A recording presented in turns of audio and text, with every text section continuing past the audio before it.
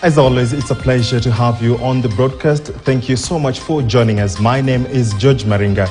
Damian Evans is on sign language interpretation. We begin with our top story, where dozens of families have begun migrating from their homes following the expiry of a 24-hour ultimatum by Interior CS Kithure Kindiki to those living in 27 areas of 6 bandit-prone counties. In Samburu, families carrying their few earthly possessions began the long trek to the unknown, and just this evening, the CS issued a review of the said order excluding Kapelbok, Nakwamoru, Lobokat, Lokoron, the Takwel Escarpment, and Ombolion areas within Turkana and West Pokot counties. The Law Society of Kenya says the directive by the government is unconstitutional and does not comply with the rules of natural justice, observance of human rights, and good governance. Our senior reporter Rita Tinina has the rest of the details. Everyone must get out between now and tomorrow morning.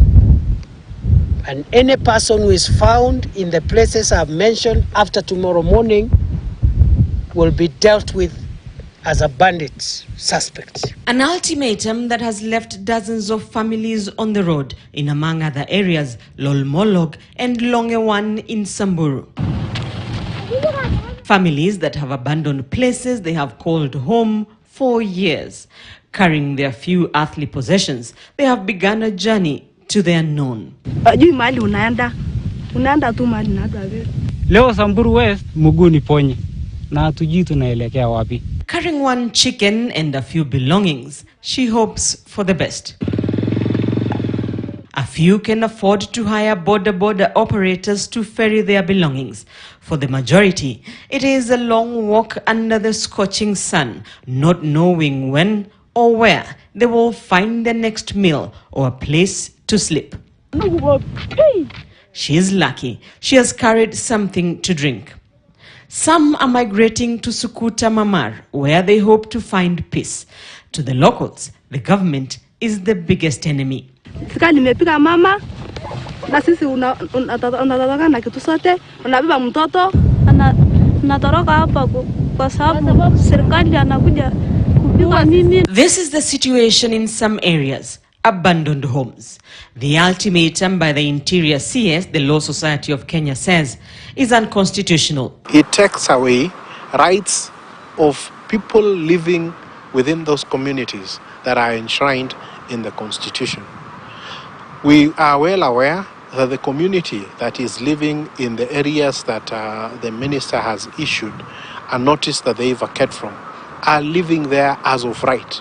According to the LSK, the Interior CS is acting beyond his mandate. The CS has no such powers because the powers that has been given under the Public Order Act are for purposes of preservation of security and are as gazetted in the Gazette notice which he gave in Public Order Number 1 and Public Order Number 2. The government is undertaking a joint security operation to flush out bandits in what it has listed as disturbed and dangerous zones.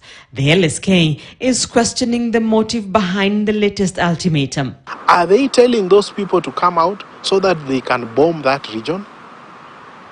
What kind of military operation do they want to carry out that they want to say that then anyone living in a particular region is a criminal? The criminalization of a community or the criminalization of an area is against the Constitution because the Constitution of Kenya provides that everyone is presumed to be innocent until proven guilty. With locals in affected areas dealing with drought, hunger, and lack of peace, they now face another challenge: the lack of a place to call home. The Director of Public Prosecution